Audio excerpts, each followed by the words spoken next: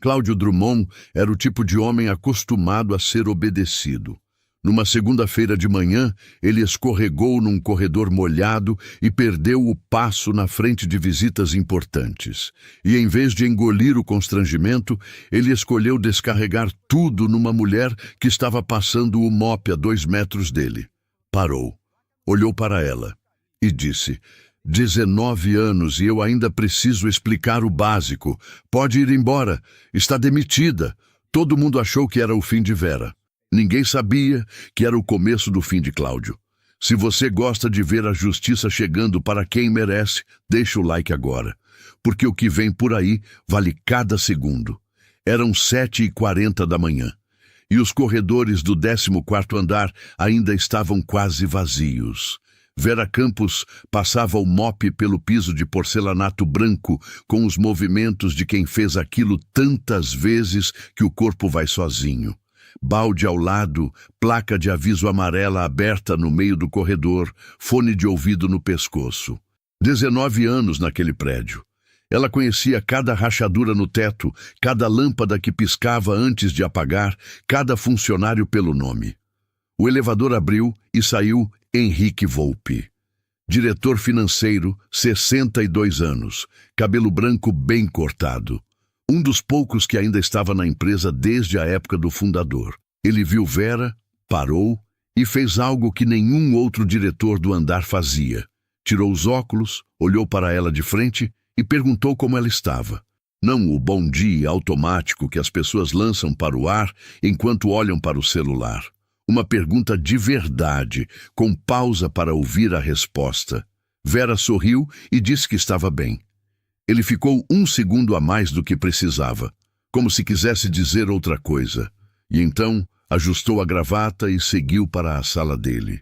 Um estagiário que esperava pelo café viu a cena e ficou com aquilo na cabeça por um instante.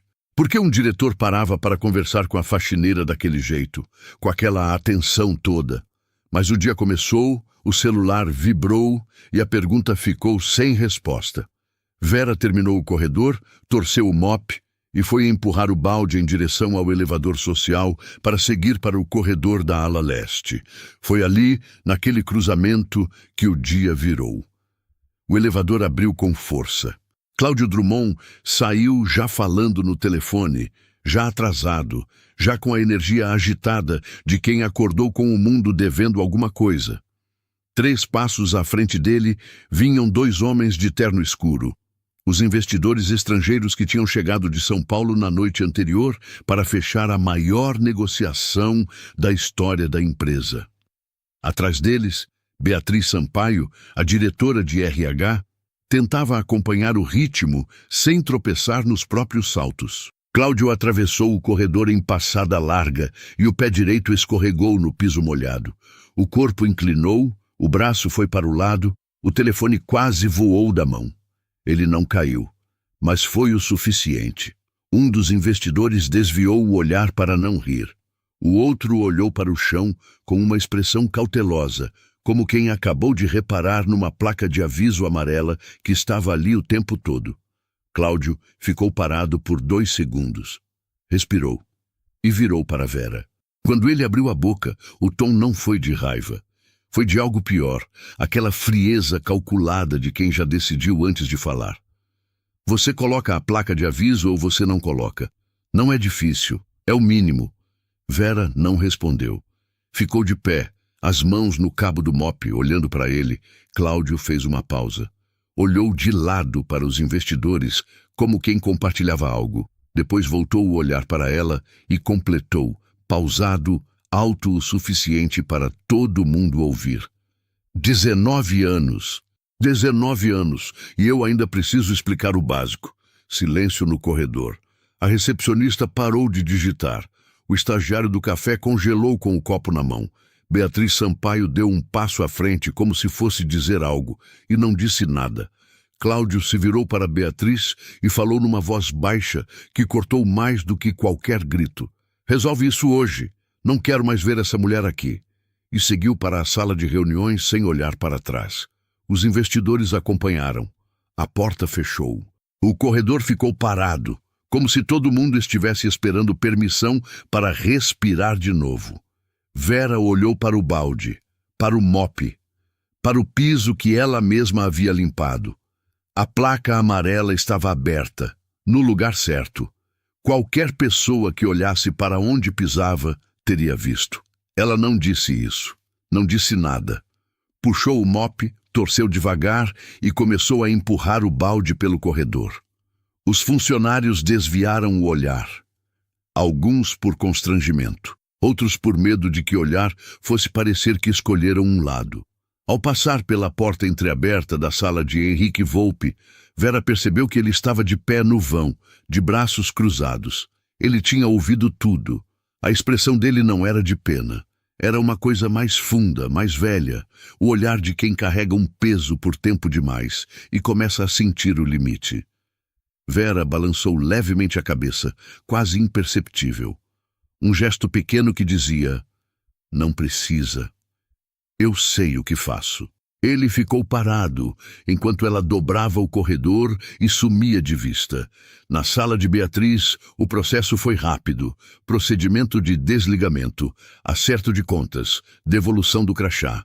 Vera ouviu tudo sem interromper, assinou onde mandaram assinar, pegou o envelope com os documentos, colocou na bolsa que ficava no armário do subsolo e foi embora pelo elevador de serviço. Ninguém foi se despedir. Ninguém disse nada. Ela atravessou o saguão do térreo, passou pela catraca pela última vez e saiu para a calçada. O sol da manhã bateu no rosto dela. Ônibus passando, motoboy buzinando, a cidade inteira no ritmo de sempre. Vera parou por um segundo na calçada. Olhou para o prédio, para as janelas do 14º andar que brilhavam contra o céu. E então pegou o caminho do ponto de ônibus sem pressa. Lá em cima, a reunião com os investidores estrangeiros tinha começado. Cláudio estava na cabeceira da mesa, explicando os números da aquisição com a segurança de quem já considerava o acordo feito. A caneta estava sobre a pasta. Faltavam poucos dias para assinar. Ele não pensou mais em Vera, já tinha esquecido. Mas no corredor do 14º andar, a placa amarela ainda estava aberta. E Henrique Volpe ainda estava parado na porta da sua sala, olhando para o ponto onde Vera tinha desaparecido, com uma expressão que ninguém na empresa saberia decifrar. Porque Henrique sabia algo que Vera nunca tinha contado para ninguém, além de uma única pessoa, e esse segredo, guardado por 14 anos dentro de uma gaveta e de um silêncio imenso, estava prestes a sair do lugar. O apartamento de seu Moacir ficava num bairro quieto, a 40 minutos de ônibus do centro. Térreo, janela com grade, uma samambaia grande na entrada que ele regava toda manhã como se fosse um compromisso sério. Vera chegou pouco depois do meio-dia, bateu 2 vezes com o nó do dedo e esperou. Ele abriu a porta com o avental ainda amarrado. Estava fritando ovo. Viu a bolsa nos ombros dela, o envelope na mão e não perguntou nada. Só abriu mais a porta e deixou ela entrar. Sentaram na mesa da cozinha. Ele colocou 2 pratos, 2 cafés e ficou em silêncio enquanto ela contava o que tinha acontecido. Vera falou com calma, sem dramatizar, como quem relata um fato já digerido. Cláudio, o corredor, a placa, as palavras dele na frente de todo mundo, o envelope com o acerto. Seu Moacir ouviu tudo sem tirar os olhos do café. Quando ela terminou, ele ficou quieto por um tempo, mexeu a colher devagar, olhou para ela. Ele não sabe com quem fez isso, disse com uma voz baixa. Ninguém sabe, respondeu Vera. E ali, entre um gole e outro, a história começou a se abrir. Vera tinha 53 anos. Entrou na empresa com 34, 2 anos depois que o marido morreu. Dirceu Campos tinha fundado a empresa do zero, com dinheiro emprestado e uma teimosia que ela nunca soube se admirava ou temia. Construiu tudo em 14 anos. Morreu de infarto num sábado de manhã, sem aviso, sem despedida. Deixou para ela 23% das ações ordinárias da empresa, registrado em cartório, assinado pelo advogado, tudo em ordem. Vera nunca tinha acionado nada disso. Não por desconhecimento, ela sabia exatamente o que tinha. O advogado da família tinha explicado linha por linha, com paciência, numa reunião que durou 3 horas. Ela entendeu tudo e escolheu não fazer nada. Seu Moacir era o único que sabia. Ele tinha sido porteiro da empresa desde o primeiro dia, contratado pelo próprio Dirceu, e conhecia Vera desde antes do casamento. Quando ela apareceu pedindo emprego como faxineira, 2 anos depois do velório, ele tentou dissuadi-la. Disse que aquilo não fazia sentido, que ela tinha direitos, que podia entrar pela porta da frente. Vera disse que não queria entrar pela porta da frente. No começo, era luto puro. Dirceu tinha morrido num sábado de manhã sem dar tchau, sem adoecer antes, sem aviso nenhum, e ela precisava continuar perto do que ele tinha construído com as próprias mãos. Ir para aquele prédio todo dia era o único jeito que ela encontrou de não deixar ele virar só uma lembrança emoldurada na parede. Mas os anos foram passando. O luto foi mudando de forma. E Vera foi percebendo uma outra razão para ficar em silêncio.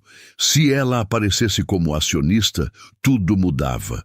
Advogados, disputas, pessoas querendo negociar, outras querendo questionar. O nome dela ia aparecer em documentos, em reuniões, em conversas que ela não queria ter. Ia virar alvo. Como faxineira, era invisível. E invisível era seguro. Para ela, e mais importante, para Jonas, que estava crescendo sem o peso de ser filho do fundador de empresa nenhuma. Ficar em silêncio tinha começado como dor. Com o tempo, virou escolha. Uma escolha consciente, calculada, que ela renovava todo ano sem contar para ninguém. Ele não concordou, mas respeitou, e ficou quieto por 19 anos. Naquela tarde, Vera tomou o café até o fim e ficou olhando pela janela por um tempo. A samambaia balançava com o vento que entrava pela grade. Lá fora, um cachorro latia para alguma coisa que ninguém mais via. Dirceu sempre disse que você era a parte mais forte do que ele construiu, disse seu Moacir, sem olhar para ela. Vera não respondeu de imediato. Ficou com a xícara nas mãos. Não vou fazer nada por raiva, disse ela por fim. Mas acho que está na hora de aparecer. Seu Moacir ergueu os olhos para ela. Era a primeira vez em 19 anos que ouvia aquilo da boca dela. Ele não sorriu, não comemorou. Só assentiu, devagar, com o peso de quem sabe que uma decisão dessas não volta atrás. Vera foi embora antes do anoitecer.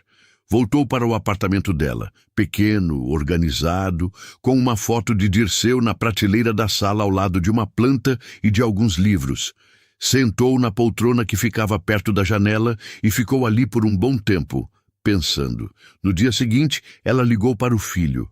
Jonas Campos tinha 28 anos e trabalhava num escritório de advocacia em São Paulo.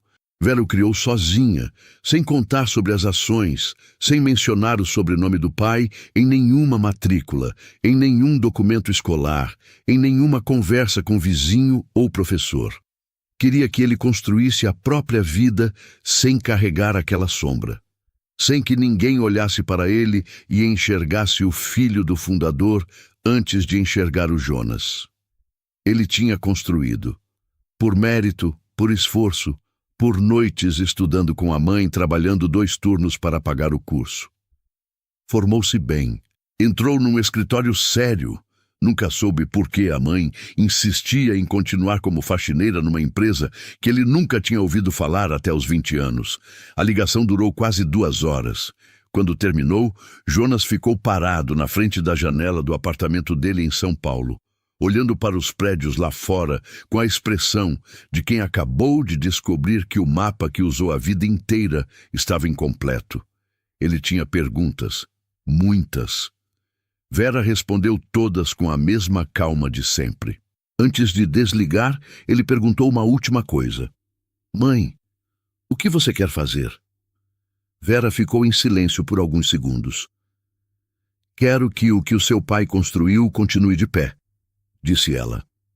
Do jeito certo. Jonas desligou.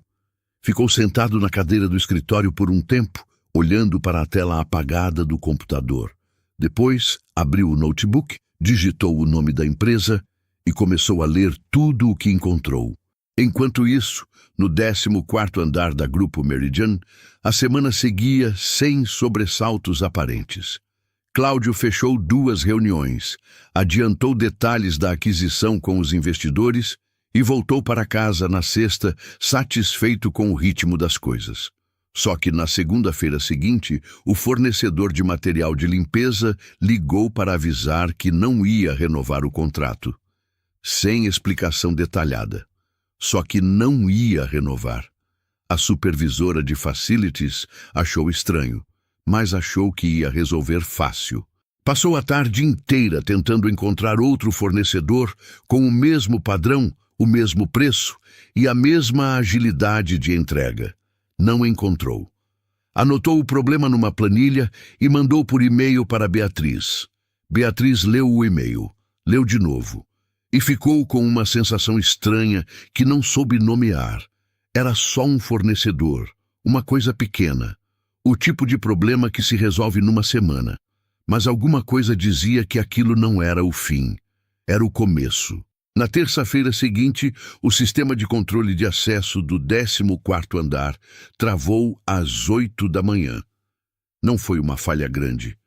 Só a porta da sala de reuniões principal que parou de responder ao crachá. Qualquer pessoa que precisasse entrar tinha que esperar alguém abrir por dentro. Pequeno o suficiente para irritar, grande o suficiente para atrasar. O técnico responsável pela manutenção era um rapaz que atendia a empresa há 6 anos. Ligaram para o número dele, caixa postal. Mandaram e-mail. Sem resposta até o meio-dia, a supervisora de facilities foi atrás do contrato e descobriu que o número de emergência listado estava desatualizado. Ninguém sabia quem tinha o contato novo. Quem cuidava disso? Perguntou ela para a equipe. Ninguém soube responder de imediato. Depois de meia hora de conversa, alguém lembrou que era a Vera quem sempre ligava para o técnico quando tinha problema.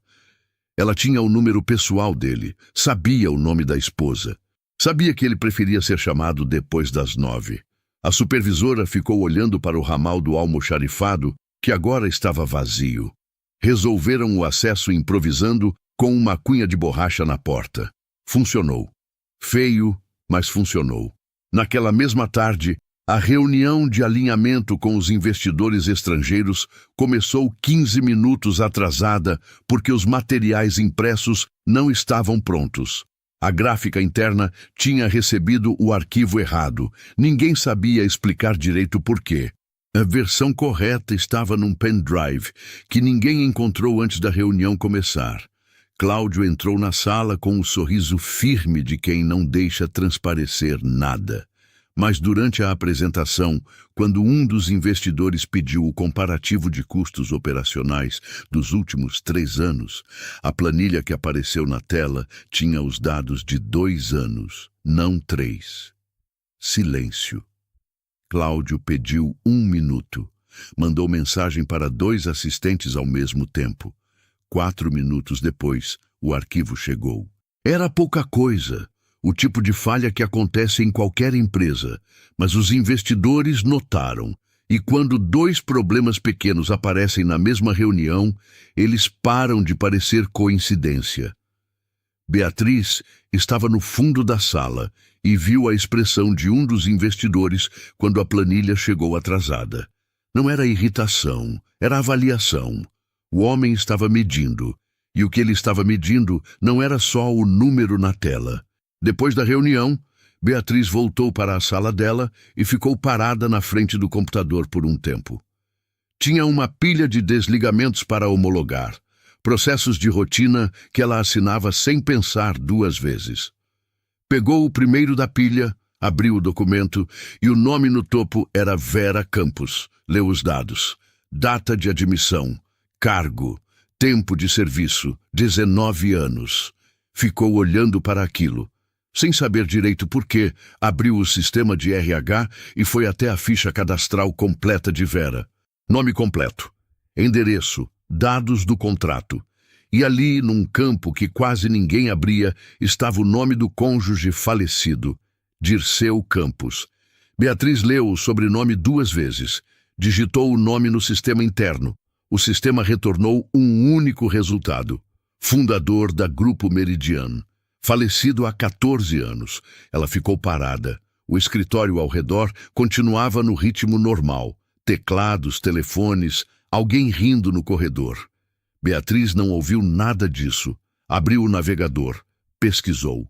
Encontrou o registro da empresa, o histórico societário, os documentos públicos de constituição. E então encontrou o que não estava esperando. Uma transferência de ações por herança registrada 14 anos atrás para o nome de Vera Campos. 23% das ações ordinárias da Grupo Meridian. Fechou o navegador. Abriu de novo. Releu. Era real. Vera Campos, a mulher que Cláudio tinha mandado embora numa segunda-feira de manhã, sem nem olhar nos olhos, era acionista da empresa. Com participação suficiente para sentar em qualquer assembleia, com participação suficiente para influenciar decisões grandes, com participação suficiente para vetar uma aquisição. Beatriz ficou com as mãos sobre o teclado sem digitar nada por um tempo longo. Tinha uma escolha clara à frente. Podia chamar Cláudio agora mesmo, subir para a sala dele, colocar as informações sobre a mesa e deixar que ele resolvesse. Era o procedimento. Era o que qualquer pessoa no cargo dela faria. Mas ela ficou pensando na segunda-feira, no corredor, na placa amarela que estava no lugar certo, nas palavras de Cláudio, pausadas e frias, calculadas para humilhar na frente de visitas, e na expressão de Vera, que não chorou, não reclamou, não disse uma palavra. 19 anos, e ele descartou tudo aquilo em 30 segundos. Beatriz pegou o celular, ficou olhando para ele por um momento. Depois abriu os contatos e procurou um nome que estava ali há anos, guardado de um evento da empresa, nunca usado. Henrique Volpe, particular. Discou, esperou. Ele atendeu no segundo toque. Henrique, disse ela com a voz mais firme que conseguiu. Você tem 1 minuto? Houve uma pausa breve do outro lado. Tenho, disse ele, e pelo tom, parecia que já estava esperando por aquela ligação há algum tempo. Eles conversaram por 20 minutos. Beatriz falou sobre o que tinha encontrado. Henrique ouviu sem interromper. Quando ela terminou, ele ficou em silêncio por alguns segundos. Você fez a coisa certa ligando para mim, disse ele. Agora me escuta com atenção. Beatriz escutou. Quando desligou, tinha um número novo no celular. Um número que Henrique tinha guardado por 14 anos sem nunca usar, esperando o dia em que fosse necessário. Um número que ela deveria ligar apenas se tivesse certeza do que queria fazer. Ela tinha certeza. Discou. A linha chamou 3 vezes. Uma voz de mulher atendeu do outro lado, serena, direta, sem pressa. Alô, Vera, disse Beatriz. Meu nome é Beatriz Sampaio.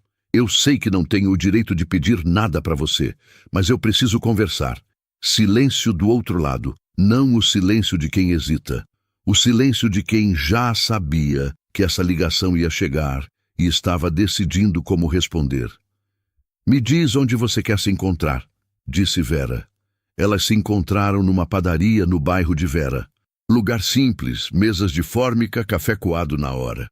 Beatriz chegou primeiro, pediu água e ficou com o copo na mão sem beber nada. Estava com a bolsa no colo, os ombros tensos, o olhar indo para a porta a cada minuto. Vera entrou pontualmente. Calça escura, blusa de manga, cabelo preso. Olhou para Beatriz, reconheceu e foi até a mesa sem pressa. Puxou a cadeira, sentou, pediu um café para o garçom sem abrir o cardápio.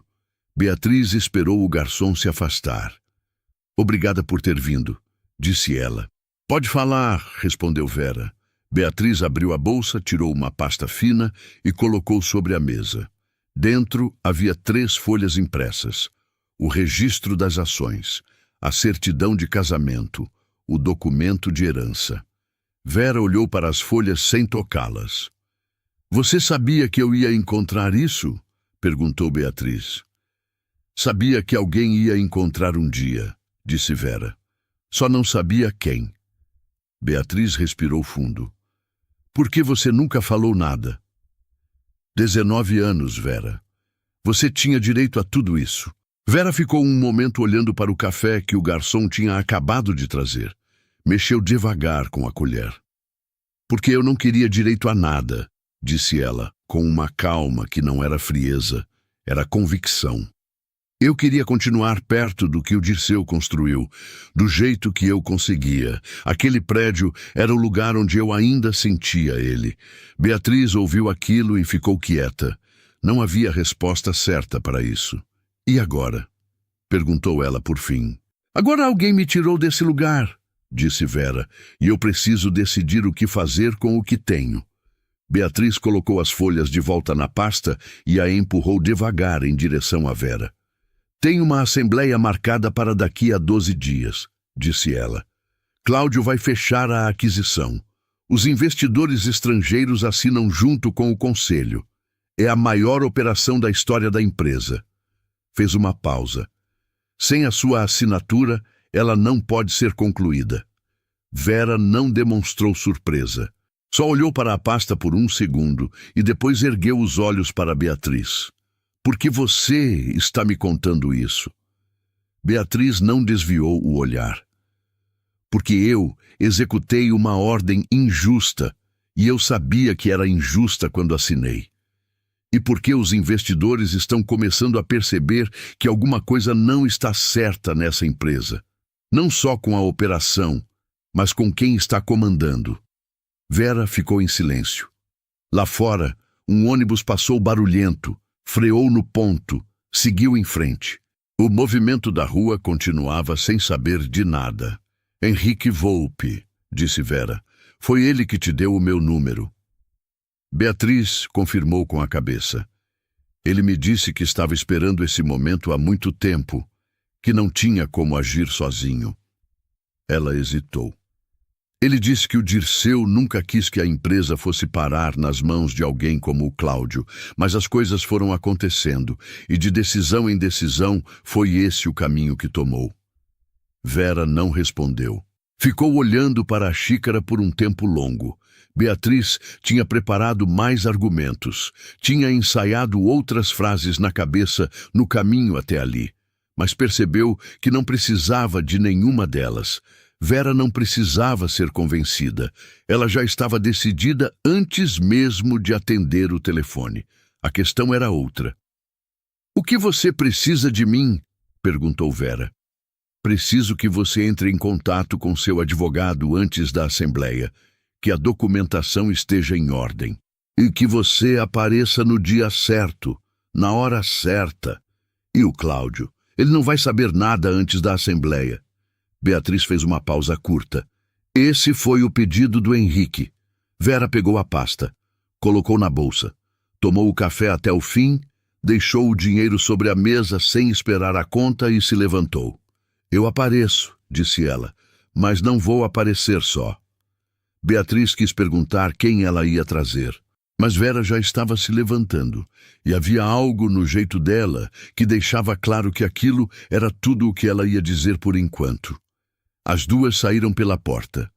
Na calçada, se despediram sem abraço, sem aperto de mão.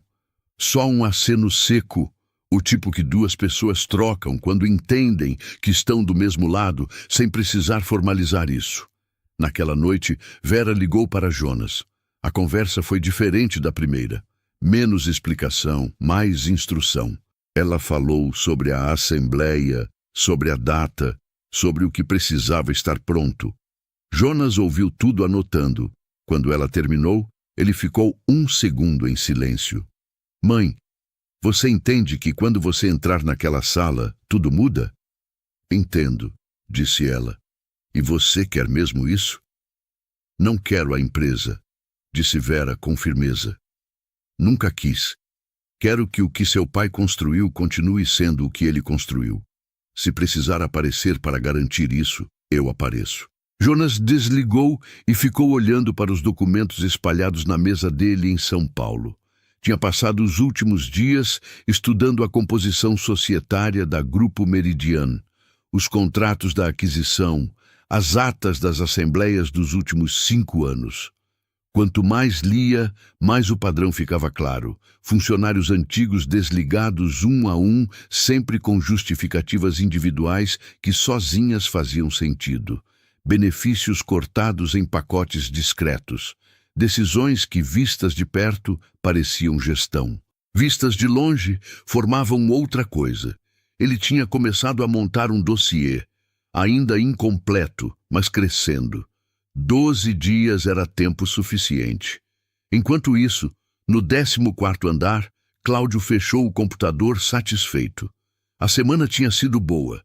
Os investidores estavam alinhados. Os números fechavam. O contrato estava quase pronto para assinar. Ele pensou em ligar para a esposa para contar, mas decidiu esperar a assembleia. Queria dar a notícia com o papel assinado na mão. Não tinha nenhuma razão para se preocupar. Conhecia cada nome da lista acionária de cor. Sabia quem votava com ele, quem precisava de convencimento, quem nunca aparecia. Tinha feito as contas, tinha os votos. Era só protocolo. Apagou a luz da sala, pegou o paletó e foi embora pelo elevador executivo. No corredor vazio do 14º andar, a planta que ficava na mesa de entrada, aquela que Vera regava toda semana sem que ninguém pedisse, estava com as folhas começando a amarelecer nas pontas, ainda em pé, mas não por muito tempo. A sala de reuniões do 14º andar tinha sido preparada desde cedo. 12 cadeiras em volta da mesa oval. Água, café, blocos de anotação com o logo da empresa. A assistente de Cláudio tinha conferido tudo 2 vezes. As cadeiras estavam alinhadas. Os documentos empilhados na ordem certa. A apresentação testada no projetor. Cláudio chegou às 8h30. Paletó escuro, gravata azul. O humor de quem está prestes a fechar o maior negócio da própria carreira. Cumprimentou a assistente pelo nome, pediu um café sem açúcar e ficou de pé na cabeceira da mesa, revisando mentalmente a ordem do dia. Tudo no lugar. Tudo sob controle. Os membros do conselho foram chegando aos poucos. 2 diretores, 3 representantes de fundos minoritários, Henrique Volpe. Os investidores estrangeiros entraram juntos, acompanhados de um tradutor e de um assessor jurídico que Cláudio não tinha visto antes. Cumprimentos, apertos de mão, o ritual de sempre. Às 9h em ponto, Cláudio abriu a reunião. Passou pelos itens introdutórios com agilidade. Contexto da operação, histórico de negociações, projeções de crescimento. A apresentação estava boa e ele sabia disso. Os investidores ouviam com atenção. O assessor jurídico deles fazia anotações. Faltavam 3 itens para chegar na votação quando a porta da sala se abriu. Cláudio estava de costas para a porta naquele momento, apontando para um gráfico no projetor. Viu primeiro a reação dos outros, os olhos que se deslocaram, a atenção que quebrou. Virou-se. Vera entrou primeiro. Calça preta, blusa branca, cabelo solto. Carregava uma pasta fina debaixo do braço e andava sem pressa, como quem conhece muito bem o caminho. Atrás dela vinha Jonas. Terno cinza, pasta de couro, a postura de advogado que já entrou em muitas salas assim. E ao lado de Jonas, uma mulher de meia idade com óculos de armação grossa e uma expressão absolutamente neutra, que Cláudio não reconheceu. Ele reconheceu Vera. A primeira coisa que sentiu foi confusão. Depois, irritação. Depois, de forma automática, a certeza de que aquilo era um engano administrativo que ia ser corrigido em 30 segundos. Isso aqui é uma reunião fechada, disse ele, com firmeza, mas sem levantar a voz. Preciso pedir que... Meu nome é Jonas Campos. disse o jovem, colocando um documento sobre a mesa antes que Cláudio terminasse a frase. Sou advogado e represento minha mãe, Vera Campos, acionista da Grupo Meridian. Silêncio. Cláudio olhou para o documento. Olhou para Jonas. Olhou para Vera. Segurança, disse ele virando para a porta. Antes disso, disse a mulher dos óculos com uma voz tranquila que ocupou a sala inteira. Sugiro que o senhor leia o documento que está sobre a mesa. Sou Adriana Fonseca, advogada societária. Vera Campos é titular de 23% das ações ordinárias desta empresa, herdadas do fundador Dirceu Campos, devidamente registradas em cartório e no sistema da junta comercial. Essa participação confere a ela direito de voto e poder de veto em operações que alterem o controle societário da empresa. Ela fez uma pausa. A aquisição em pauta hoje altera o controle societário da empresa. Ninguém na sala falou nada. O assessor jurídico dos investidores parou de escrever e olhou para o documento. Um dos diretores do conselho pegou o próprio celular discretamente, como quem precisa confirmar alguma coisa com urgência. Cláudio ficou parado na cabeceira da mesa. A apresentação ainda estava aberta no projetor, com um gráfico de projeção para os próximos 5 anos congelado na tela. Ele olhou para Henrique Volpe. Henrique estava com as mãos sobre a mesa, postura ereta, expressão fechada. Não desviou o olhar. Não disse nada. Mas havia algo no jeito que ele ficou quieto que era diferente de neutralidade. Era posicionamento. Cláudio entendeu naquele segundo que Henrique sabia. Isso é um erro de registro, disse Cláudio, com a voz mais controlada que conseguiu. Essas ações nunca foram exercidas. Nunca houve participação ativa. Nunca houve presença em assembleia. Ações não expiram por falta de uso, disse Adriana Fonseca com a mesma calma. O direito existe independente de ter sido exercido. A documentação é válida, o registro é vigente e minha cliente tem legitimidade plena para estar nesta sala. Um dos investidores estrangeiros se inclinou para o tradutor e trocou algumas palavras em voz baixa. O outro abriu a pasta que estava na frente dele e começou a folhear alguma coisa com uma expressão que Cláudio não conseguiu ler. Gostaria de pedir uma suspensão de 30 minutos, disse o assessor jurídico dos investidores em português carregado de sotaque. Cláudio abriu a boca para responder e Henrique falou antes. Apoio a suspensão. Mais um silêncio. Cláudio olhou para Henrique de novo. Dessa vez, com uma expressão diferente. Não era mais irritação. Era o início de alguma coisa maior, mais pesada, que ele ainda estava tentando nomear. A reunião foi suspensa. As pessoas se levantaram, formaram grupos pequenos, saíram para o corredor. Cláudio ficou na cabeceira da mesa por um momento, sozinho, com o documento de Jonas ainda aberto na sua frente. Leu, releu. Os números e os registros estavam certos. Ele sabia o suficiente sobre direito societário para entender que aquilo não era um erro. Vera estava de pé, perto da janela do corredor, quando ele saiu. Ele foi até ela. Ficaram frente a frente pela primeira vez desde a segunda-feira do corredor. De perto, ele percebeu que ela estava tranquila, não a tranquilidade de quem está fingindo. A tranquilidade de quem esperou muito tempo por um momento e chegou preparada. Por que você ficou? Perguntou ele, com uma voz que tinha perdido o tom de comando. Todos esses anos.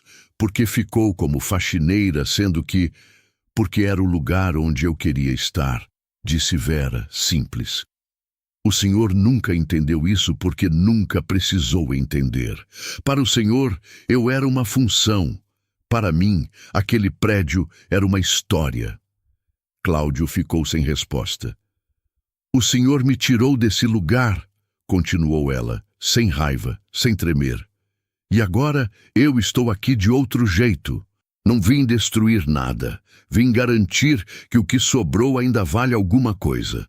Ela se afastou sem esperar resposta e foi falar com Jonas, que estava no outro extremo do corredor, com Adriana Fonseca e um dos assessores dos investidores. Cláudio ficou parado no meio do corredor vazio. 30 minutos atrás, ele tinha certeza de todos os votos que precisava. Agora havia um nome que ele havia apagado da memória numa manhã de segunda-feira.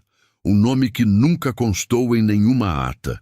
Nunca apareceu em nenhuma reunião, nunca exigiu nada, que mudava o cálculo inteiro. E o pior não era perder o controle da votação. O pior era que os investidores estrangeiros tinham visto tudo, cada detalhe, a surpresa no rosto dele, a suspensão pedida pelo próprio assessor deles, o documento que nenhum responsável da empresa tinha identificado antes. Lá dentro da sala, o gráfico de projeção ainda estava congelado na tela. Os próximos 30 minutos iam decidir muita coisa. E pela primeira vez em muito tempo, Cláudio Drummond não sabia o que ia acontecer a seguir. Os 30 minutos de suspensão viraram 2 horas. O assessor jurídico dos investidores pediu acesso aos documentos societários completos. Adriana Fonseca forneceu cópia do registro de Vera sem hesitar. Ela tinha trazido 3 vias. Jonas ficou numa sala menor com 2 representantes do conselho, respondendo perguntas técnicas com a paciência de quem se preparou bem. Beatriz coordenou o espaço, os cafés, as salas, sem que ninguém tivesse pedido para ela fazer isso. Era o que ela sabia fazer, e fez. Cláudio ficou na sala principal. Tentou fazer 2 ligações para o advogado da empresa. A primeira caiu. A segunda foi atendida, mas as respostas que ele recebeu não foram as que queria ouvir. O registro era válido. A participação era real. Não havia argumento processual que derrubasse aquilo antes da votação. Ele desligou e ficou olhando para a janela. Lá fora, São Paulo seguia no ritmo de sempre. Prédios, trânsito, o céu branco de uma manhã nublada. O mundo inteiro indiferente ao que estava acontecendo naquele andar. Foi o assessor dos investidores quem pediu para falar com Vera diretamente. Eles se reuniram numa sala reservada. Vera, Jonas, Adriana e os 2 investidores estrangeiros com o tradutor. Henrique Volpe entrou por último, a pedido dos investidores, e fechou a porta. O mais velho dos 2 investidores perguntou diretamente, sem rodeio: "A senhora pretende bloquear a operação?" Vera olhou para ele com calma. "Não", disse ela. "Nunca foi essa a intenção." O homem estudou o rosto dela por um segundo. "Então, o que a senhora quer?"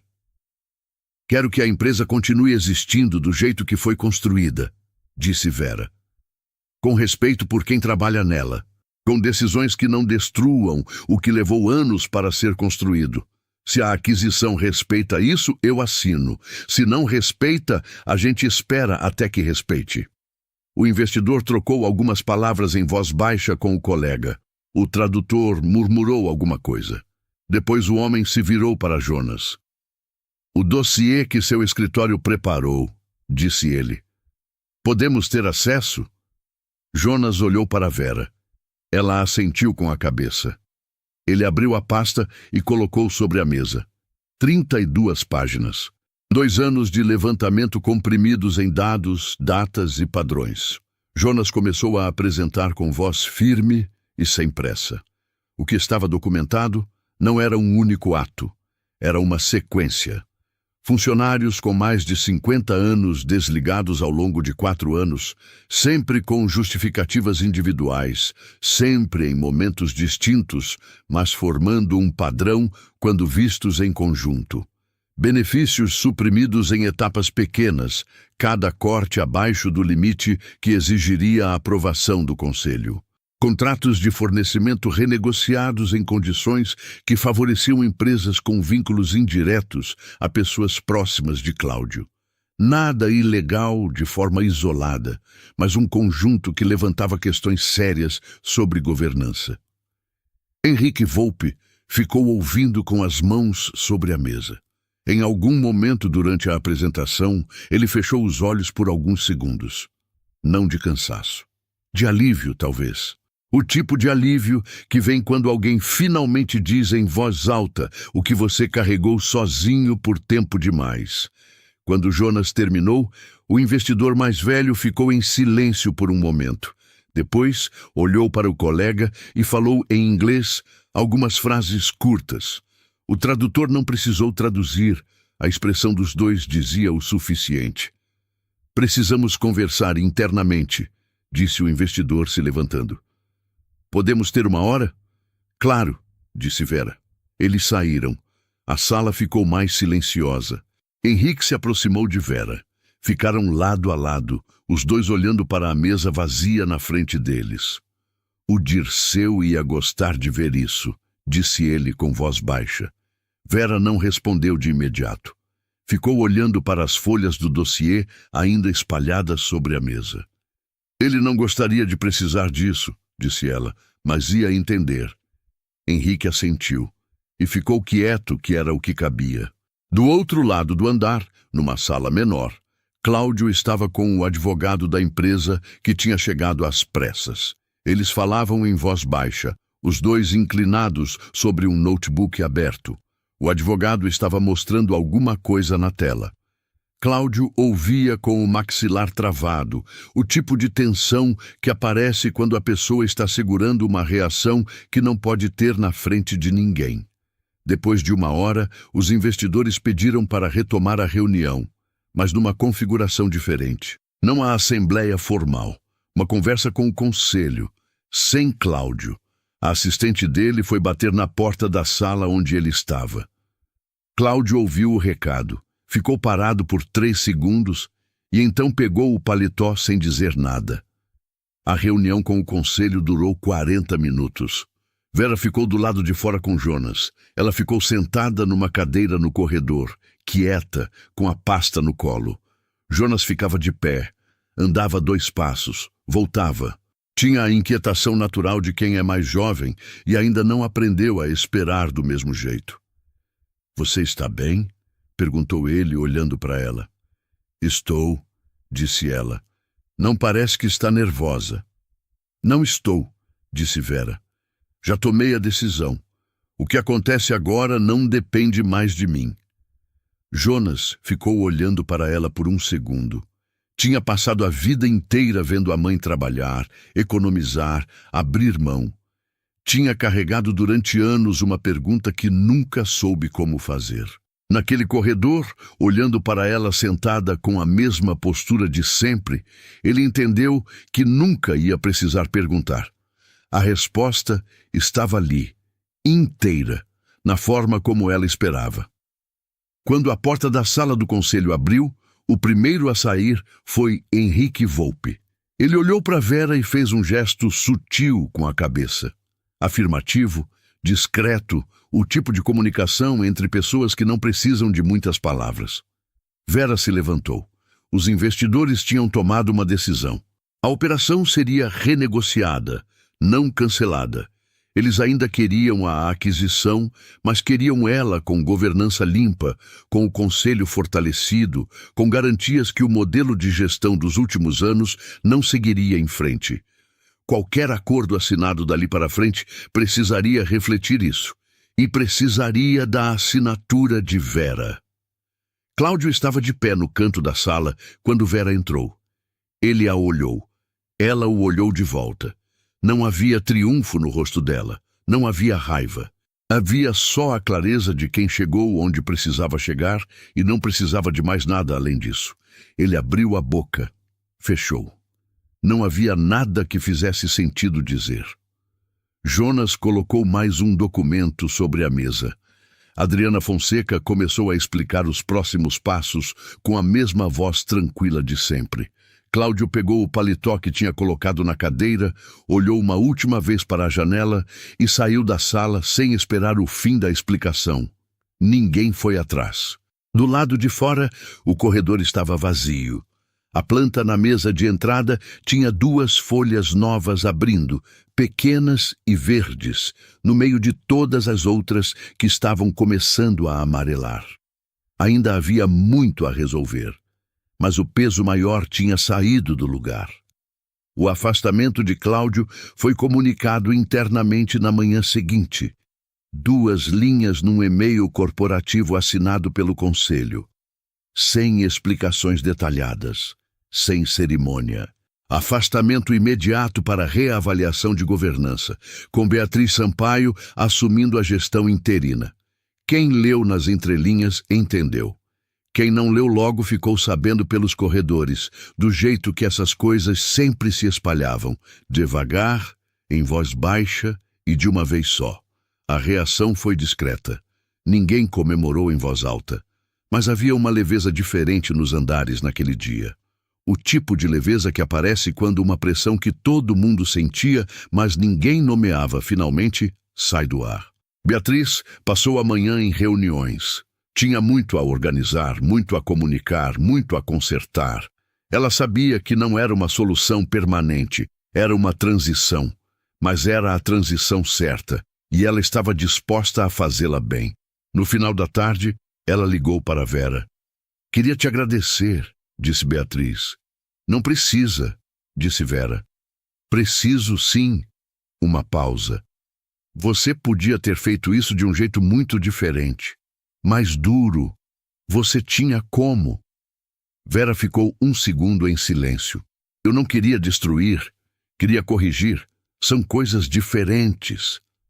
Beatriz ficou com aquilo na cabeça depois que desligou. Era uma distinção simples, mas não era fácil. E Vera tinha mantido essa distinção durante 19 anos de silêncio e 2 dias de assembleia, sem vacilar uma vez. 3 dias depois, Vera convocou uma reunião. Não no 14º andar, no refeitório do térreo. Quando o comunicado interno chegou nos computadores da empresa, as pessoas ficaram em dúvida por um momento. Refeitório? A acionista que tinha derrubado Cláudio queria falar no refeitório? Mas foram. Vieram os funcionários de todos os andares, os que trabalhavam na recepção, os que ficavam no almoxarifado, os assistentes, os analistas, os técnicos de TI. Vieram curiosos, alguns desconfiados, a maioria só querendo entender o que estava por vir. Vera chegou sem assessor, sem paletó, sem apresentação no projetor. Ficou de pé numa das pontas do refeitório e esperou o espaço encher. Jonas ficou encostado na parede do fundo, de braços cruzados, observando. Quando o barulho baixou, ela falou. Disse que sabia que muita gente ali não sabia quem ela era. Que por 19 anos ela tinha sido a mulher do carrinho de limpeza, a que sabia o nome de todo mundo, mas cujo nome quase ninguém sabia de volta. Disse que não estava ali para explicar o passado, porque o passado já tinha sido vivido e não mudava mais. Estava ali para falar sobre uma coisa só. Parte dos dividendos que ela tinha direito a receber, atrasados por 14 anos, um valor considerável, ia ser convertida num fundo de permanência para funcionários com mais de 10 anos de casa. Uma proteção contra demissões sem critério. Uma garantia de que o tempo de serviço pesava na balança. Não era caridade, era reconhecimento. O refeitório ficou em silêncio por alguns segundos. Depois, alguém começou a bater palma, sozinho, sem combinar com ninguém. E em poucos segundos, o resto acompanhou. Vera não sorriu com vaidade. Fez um gesto discreto com a mão, agradecendo, e esperou o barulho baixar de novo. Meu marido construiu essa empresa acreditando que as pessoas que trabalhavam nela eram parte do que ela valia, disse ela por fim. Eu também acredito nisso. Sempre acreditei. Foi só isso. Sem discurso longo, sem lista de promessas. Ela se despediu com um aceno e foi em direção à saída. As pessoas abriam caminho, alguns cumprimentavam, alguns só olhavam. Uma das faxineiras mais novas, que tinha começado havia poucos meses, foi até ela e disse obrigada, sem conseguir elaborar mais do que isso.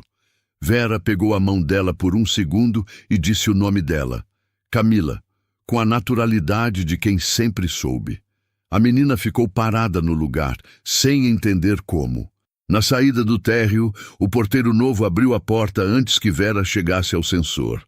Ela agradeceu pelo nome. Ele piscou, sem entender.